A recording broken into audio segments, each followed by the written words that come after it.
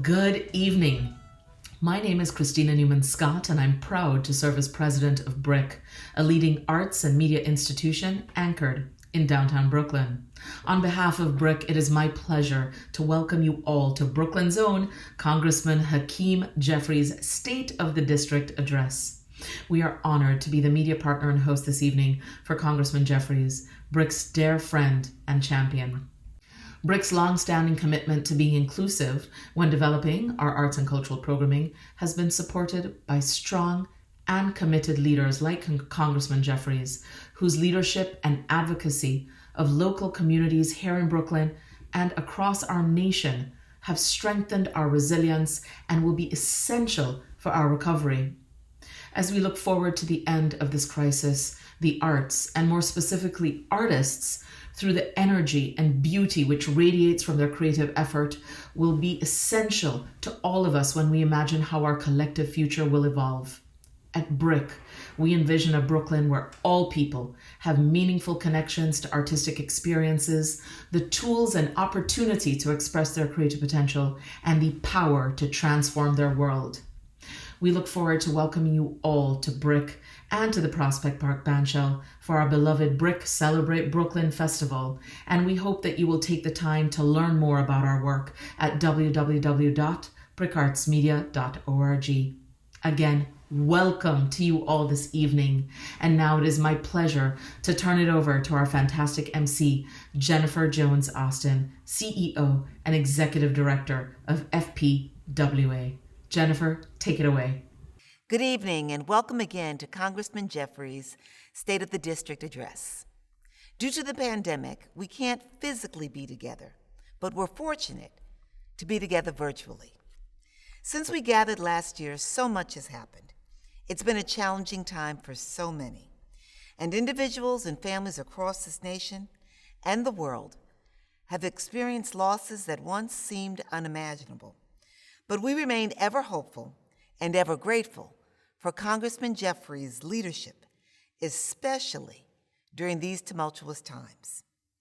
Throughout this evening, we will recognize true heroes, people who have stepped up to the call of duty during this most difficult time. We're going to spotlight some incredibly talented artists, and we're going to lift up the tremendous fighter for our democracy and chair of House Democratic Caucus, Congressman Jeffries, for all he has done. He's done so much, and all he continues to do for our country and for the great Republic of Brooklyn. We are now going to join together and sing the national anthem, followed by Lift Every Voice, sung by Joy Jan Jones, accompanied by pianist Sakura Myers.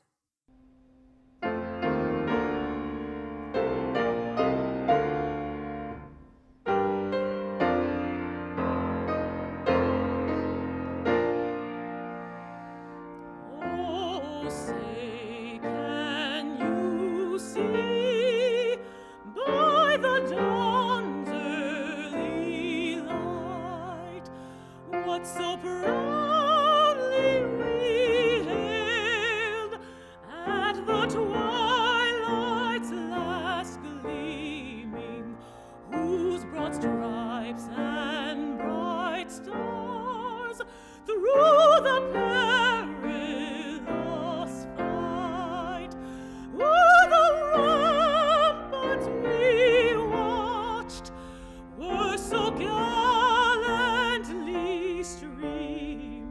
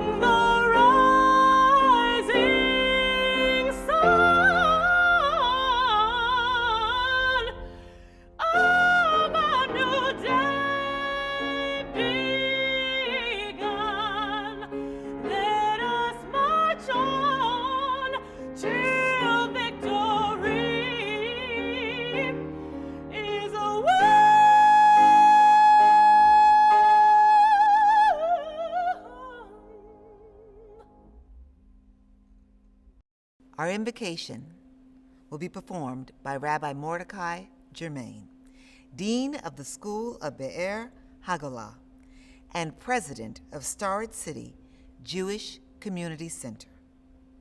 Thank you, Jennifer, for your kind words. The story is told of a simple man who was in dire need, and he wished to meet the prophet Elijah with the hope that the prophet Elijah will be able to save him in his time of distress. The prophet Elijah is the great miracle worker, the prophet who has brought salvation to people in their most difficult of times. The simple man approaches his rabbi and says, "Great man, I know you have the power to introduce me to Elijah. I know you can show me how to find him. Please help me." The rabbi gives him an address, and he tells him, "Go there, and you will find Elijah there." Sure enough, the simple man travels.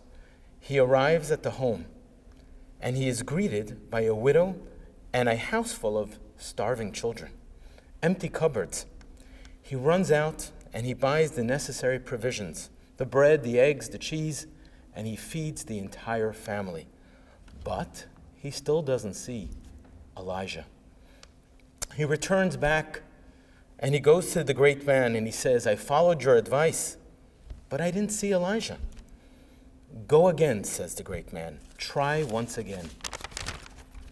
He makes the journey, but this time, as he is about to knock on the door, he hears the children crying, "Mother, mother, we're starving. We have nothing to eat." The mother responds, "Children, have faith in God. Don't you remember last week God sent the holy Elijah to save us?" And at that moment, the simple man understood the message his rabbi was telling him. You simple, ordinary man, you have a bit of Elijah inside of you.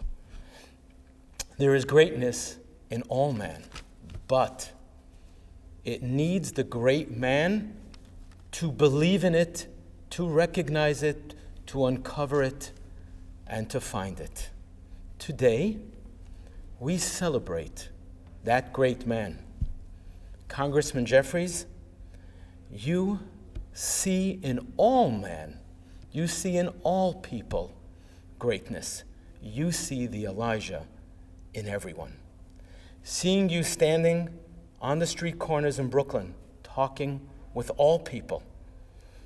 Seeing you play soccer with the children, with the kids in our school, in our yeshiva gym. That is seeing the Elijah in all people. How truly fortunate we are to have you represent us. May God grant you the ability, Congressman Jeffries, to continue to serve the citizens of the United States with courage, strength, and determination, along with good health for you, your family, and for all of us as well. God bless you, and God bless America. Thank you.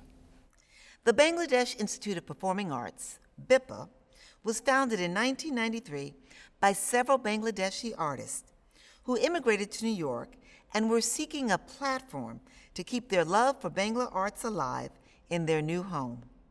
BIPA strives to promote the Bengali arts and language in New York City's growing multicultural communities by offering accessible classes and providing platforms for emerging artists and performers. It also seeks to increase all New Yorkers' exposure to the rich heritage of Bengali artistic traditions, regardless of audience's ethnic or social origin. BIPA offers affordable dance, vocal, and instrument programs focusing on folk, classical, as well as more modern Bengali genres. They also offer mandatory, free of charge, Bangla language curriculum for all students enrolled in a performing arts class.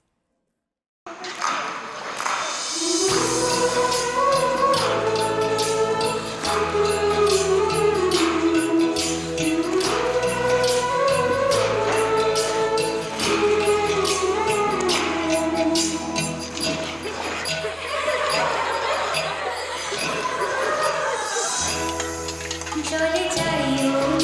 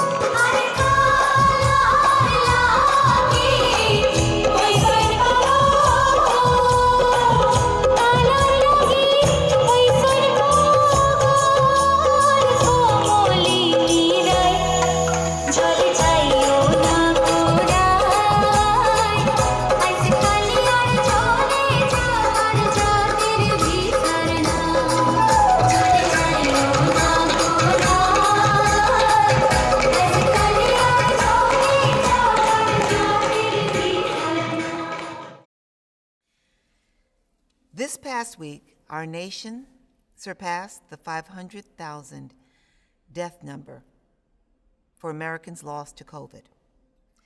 Each and every one of them so very precious. Let us take a moment to remember them all.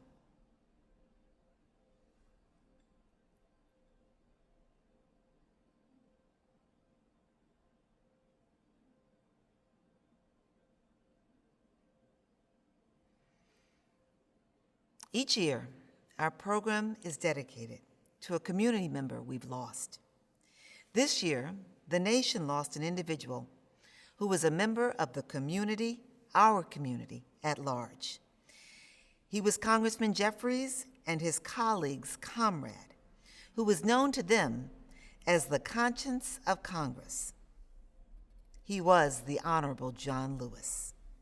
He valiantly served the 5th District of Georgia for 33 years and was one of the big 6 fighters of the Civil Rights Movement. Till the very end, the Honorable John Lewis had laid the foundation for equity and justice through protest, politics, policies, and prose, always reminding us to get in good and necessary trouble. This evening, we also remember Brooklyn's very own Pastor Gwen Dingle of the Pentecostal House of Prayer. And we remember the less visible, but no less important essential workers, including those who kept our city's vital transportation system running during this most challenging time. We pause to honor the 136 fallen heroes and 13 MTA workers who passed right here from the 8th District. When you're broken down and tired of living life on a merry-go-round and you can't find the fighter, I see it in you, so we gon' walk it out and move mountains. We gon' walk it out and move mountains. I'll rise up high like the day. I'll rise up in spite of the fate. I'll rise up and I'll do it 1,000 times again. I'll rise up high like the waves. I'll rise up in spite of the ache. I'll rise up and I'll do it 1,000 times again. For you, for you, for you.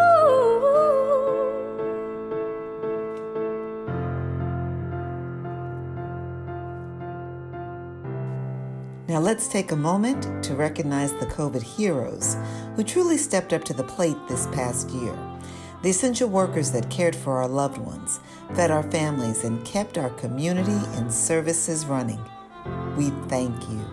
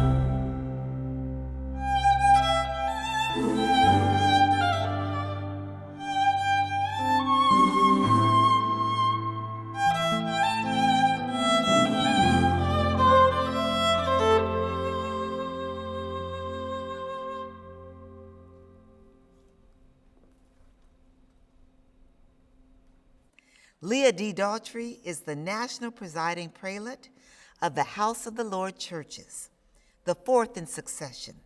She was installed in October 2019. The Reverend Leah D. Daughtry is a nationally recognized organizer, activist, political strategist, author, and faith leader. The daughter of a long line of community organizers and activists, Leah is the fifth consecutive generation of pastors in the Daughtry family. How excited and delighted I am to bring forth a phenomenal faith leader, my sister in love, to offer up a prayer for our nation. Thank you, Jennifer. Let us pray. O God, creator of heaven and earth, lover of peace, freedom, and justice, for this day, for the days past, and the days to come, we say thank you. For the leadership that you have given us in the 8th District, we say thank you. We pause and gather today as one community to reflect on where we have been, where we are, and where we are going. We grieve those whom we have lost, our mothers, our fathers, our sons, our daughters, our children, our teachers and firefighters, our healthcare workers and police officers, our bus drivers and sanitation workers, all those who answered the call of duty and those who answer it still. We grieve the things we have lost, our sense of security and safety, the hugs we have missed, the family dinners, the teachers, the classrooms. And we celebrate the things we have found, new ways of being and doing, of living, of laughing and learning. Oh God, our nation stands at a crossroads, choosing between hatred and love, war and peace, justice and lawlessness, equality and unfairness. Help us to discern your voice. Help us to know your direction. Help us to choose the way of righteousness, of justice, of equality, of fairness. Help us to choose our children. Help us to choose our old people. Help us to choose a cause that is greater than ourselves. For them and for ourselves, for the work that must be done, for the bridges that must be built, for the children who must be saved, for the sick who must be healed, and the last who must be first. We ask for strength for the journey, clarity of thought, sharpness of vision, singleness of purpose. Help us to be clear-eyed and focused, fortified and determined in our resolve to make our community, our beloved 8th District, a model of community and of character. Give us strength to face our problems with honesty and to meet our challenges head on, so that we will make the promise of America the practice of America, so that in generations to come, we shall be called the repairers of the breach, the restorers of streets in which to dwell. Because we ask it in your name, we declare it to be so. And the people say, Amen, Ashe, Shalom. It's been a great evening thus far, and it's about to get even greater. I'm going to get out of the way, but there are two people who are going to come behind me who are tremendous. They are the future of our nation. They're going to come forward and introduce to you someone who really needs no introduction, our fierce leader, Congressman Hakeem Jeffries. But let me tell you a little bit about these two students who are going to come forward first. Two students that I'm so proud to introduce, Olivia Rakeman and Roberto Quesada. Olivia is of Manhattan Beach. She's the 2020 United States Service Academy congressional nominee for the 8th District, who will be attending West Point next year. She currently attends the Pomfret School and is a tri-sport varsity athlete, tennis, swimming, and cross country. She's held multiple leadership positions, specifically as president and founder of her high school ski, pre-med, young entrepreneurs, and young political leaders clubs. Roberto is from Ozone Park, Queens, and he is the 2020 United States Congressional Art Challenge winner for the 8th District. He's a sophomore at Brooklyn Tech High School and is among the top 10 in his class. He's very active in his high school's debate program and has received several distinctions as a citywide debate champion and national debate finalist in tournaments held at Princeton University and Yale University. Over the last year, Congressman Jeffries has been working hard on behalf of every community in the 8th Congressional District. Please turn your attention to a brief video of some of the work he has done.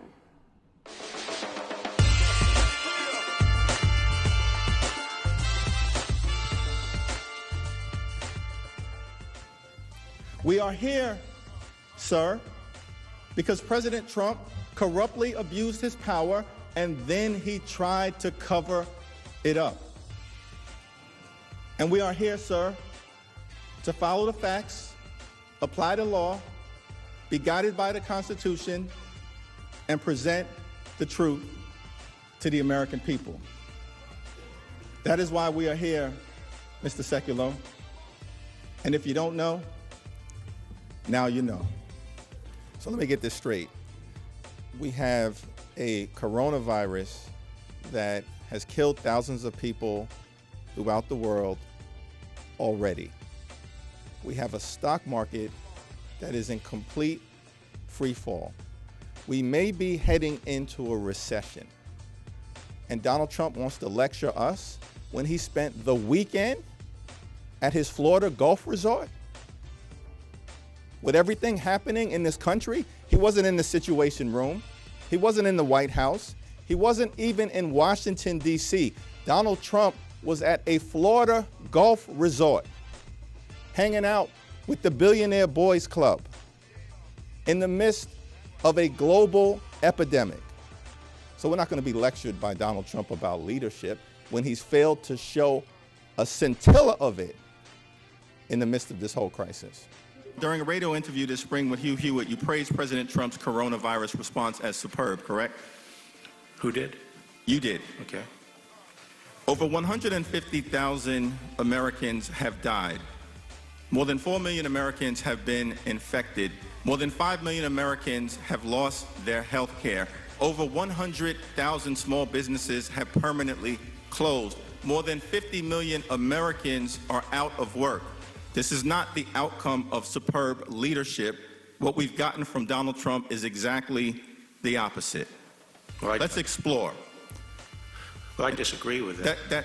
That was not a question, that was a statement. That's absolutely correct. Republicans could care less at the end of the day about the national debt. And Exhibit A is the GOP tax scam that they passed in 2017, where 83% of the benefits went to the wealthiest 1% in America without any credible justification. And in doing so, they exploded the national debt by $2 trillion. And now they want to talk about fiscal restraint in the middle of a pandemic. There is pain, there is suffering, there is death throughout the land. Congress must act to provide relief to the American people. We must support our state and local governments. We must strengthen unemployment insurance. We must provide an additional round of direct stimulus payments to everyday Americans. We must provide hazard pay to our heroes and our essential workers.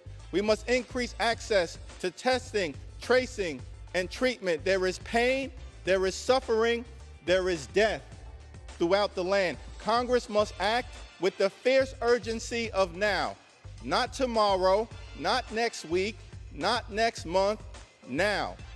All we simply want is for every single community, regardless of race, to be able to breathe the free air of liberty and justice for all. Donald Trump's hateful Muslim ban is unacceptable, unconscionable, and un-American. It is inconsistent with the principles of religious freedom and tolerance embedded in the First Amendment of the United States Constitution. That is why we're going to make it unlawful. Vote yes on the No Ban Act. It's time to respect the Constitution. It's time to respect our democracy. It's time to respect the voters. It's time to respect the rule of law. It's time to respect the peaceful transfer of power. It's time to end this charade. It's time to stop providing aid and comfort to an insurrection. It's time to stop lying to the American people. This time will be different because the movement is being led by young African-American sisters. This time will be different because it's not a top-down movement, it's a bottom-up movement. This time will be different because it's a multiracial movement. It's a black movement. It's a white movement. It's a Latino movement. It's an Asian movement. It's a Native American movement. It's a gay movement. It's a straight movement. It's a citizen movement. It's a dreamer movement. It's a young movement. It's an older movement. This time will be different. Not because of us, but because of you. The scripture says, suffering may endure during the long night, but joy will come in the morning. And so here's what I have to say. I want you to keep marching in the morning and in the evening. I want you to keep marching during the day and at night. I want you to keep marching in Brooklyn and in Manhattan. I want you to keep marching in the Bronx and in Queens. I want you to keep marching on Monday. Keep marching on Tuesday. Keep marching on Wednesday. Keep marching on Thursday. Keep marching on Friday. Keep marching on Saturday. Keep marching on Sunday. We won't stop marching until it's morning time in the United States of America. God bless you. No justice, no peace. Ladies and gentlemen, please welcome our representative for the 8th Congressional District and Chair of the House Democratic Caucus, Hakeem Jeffries. Good evening, and welcome to our 2021 State of the District Address. Let me begin by thanking our great Mistress of Ceremonies, Jennifer Jones Austin, Brick Arts Media, the distinguished members of the clergy who have prayed for our community and our country, and the brilliant participants who have graced us with their unbelievable talent throughout this program. Let me also thank the wonderful people of the 8th Congressional District in Brooklyn and Queens for continuing to give me the high honor and distinct privilege of representing you in the United States Congress. On January 6th, during the violent attack on the Capitol, I was on the floor of the House of Representatives as the insurrection unfolded. The Sergeant-at-Arms interrupted the debate, and Speaker Pelosi was quickly removed from the podium. We were told to grab the gas masks that were underneath our seats and be prepared to hit the ground. Now, growing up in central Brooklyn, in the midst of the crack cocaine epidemic, I've seen a lot over the years, but never was I told to secure a gas mask. That's when I knew that things were about to get real. Seated behind me was Representative Colin Allred, a fellow member of the Congressional Black Caucus in his second term. Prior to arriving in Congress, Representative Allred was a civil rights lawyer. But before practicing law, Congressman Allred played linebacker in the NFL for 5 years. Now, if you ever find yourself in the middle of a violent insurrection, it's good to have an NFL linebacker by your side. Allred then turned to me and said, I don't know about you, but I'm not going down without a fight. The next thing I know, everyone's suit jackets came off. We thought we were going to have to fight for our lives. Shortly thereafter, we were evacuated to a secure location, and we remained there for a few hours. But we were determined to go back to the floor of the House that night and finish the job. That's exactly what we did. We made it clear that mob rule would not prevail, and we certified the election of Joe Biden as the 46th President of the United States of America at approximately 4 a.m. that morning. I want to speak to you for just a few moments under the theme, Help is on the way. Help is on the way. These are difficult times, filled with trials and tribulations. We confront a multitude of challenges, including the climate crisis and the rise in authoritarian sentiments that we must address with the fierce urgency of now. Let me just discuss three that I have been focused on resolving. First, the COVID-19 pandemic, which is both a public health crisis and an economic crisis. It has brought a lot of pain, suffering, and death to our community, along with high rates of unemployment, food insecurity, with many on the brink of homelessness. It's a once-in-a-century pandemic that requires a once-in-a-century continuing, comprehensive, and compassionate congressional response.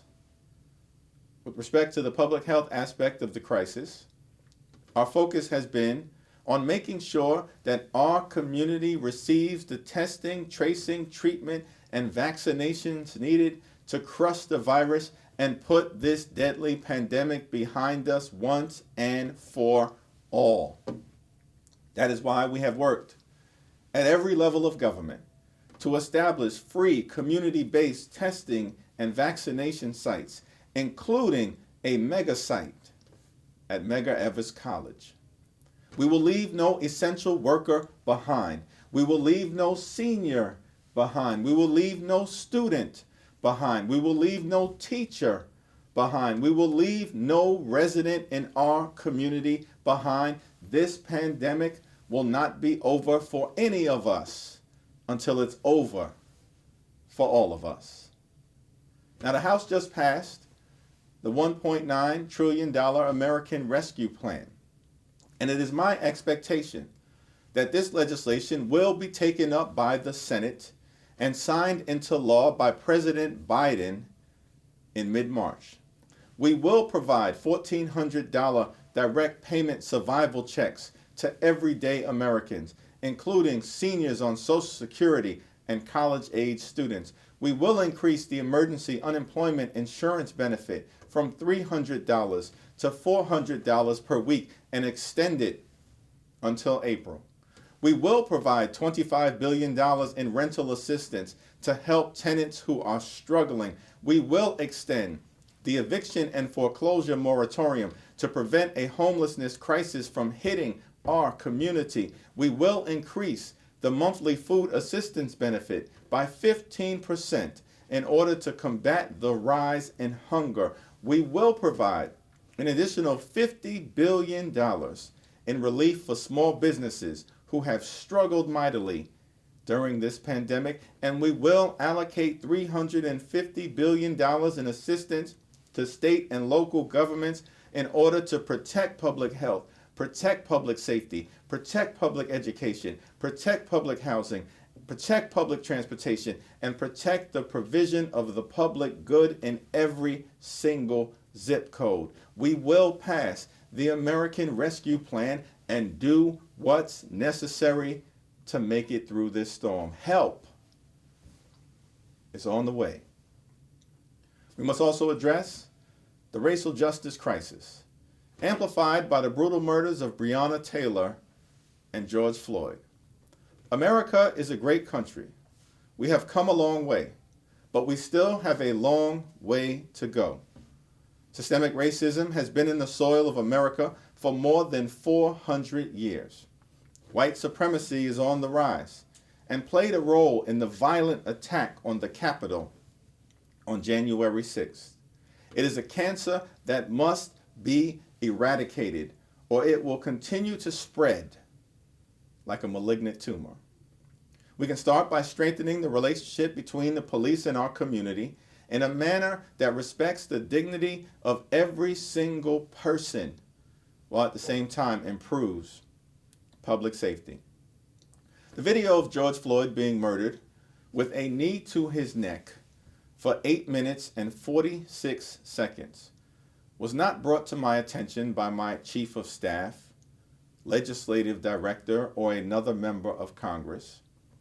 It was first shown to me by my 16-year-old son, who simply said, "Dad, it's happened again.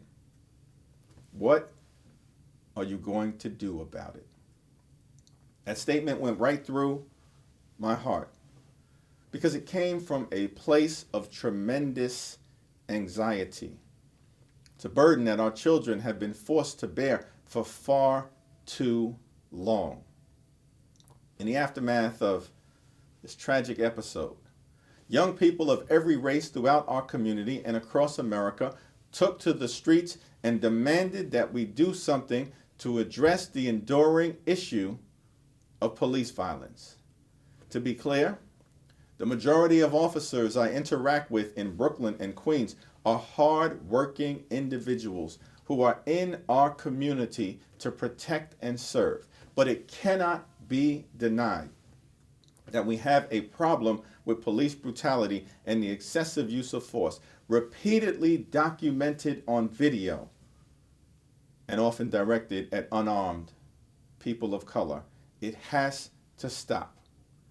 That is why we will pass the George Floyd Justice in Policing Act, the most progressive police reform bill ever introduced in Congress. We will criminalize the chokehold and other uncivilized strangulation tactics such as a knee to the neck.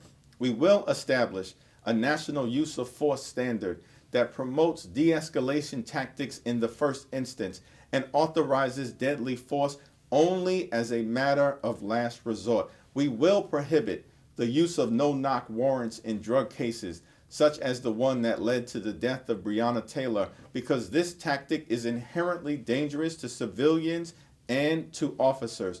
We will establish a national excessive use of force database so we can identify the officers who are repeat offenders that pose a clear and present danger to the public. And we will reform the doctrine of qualified immunity so that rogue police officers can be held accountable whenever and wherever they cross the line. Help is on the way. Finally, we must continue to address the affordable housing crisis, which threatens to gentrify entire communities out of existence. The basic American contract is that if you work hard and play by the rules, you should be able to provide a comfortable living for yourself and for your family.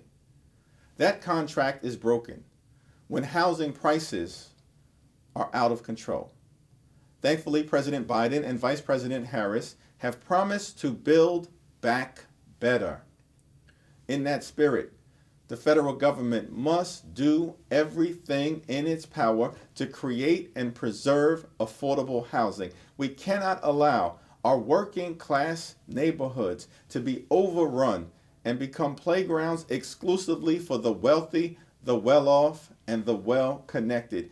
That's not an anti-development message, but it is an anti-displacement one. We must expand the low-income housing tax credit. In order to dramatically increase the production of affordable housing, we must fully fund the Section 8 voucher program so that every eligible tenant can get help paying the rent. We must modernize our public housing developments and address the unmet repair and maintenance needs of residents who deserve to live in safety and dignity. We must change the area median income calculation so that units built in our community are actually affordable to the people who currently live there. And we must build more senior housing so that those who have been laboring in the vineyards of our community for years are not pushed out of the only neighborhood that they've ever called home. We cannot give up. We cannot give in. We cannot rest until we get the affordable housing crisis under control. That's our mission. And we now have a president in the White House and a Senate majority led by Chuck Schumer who share our values. Help is on the way. God bless you. God bless the 8th Congressional District. And God bless the United States of America.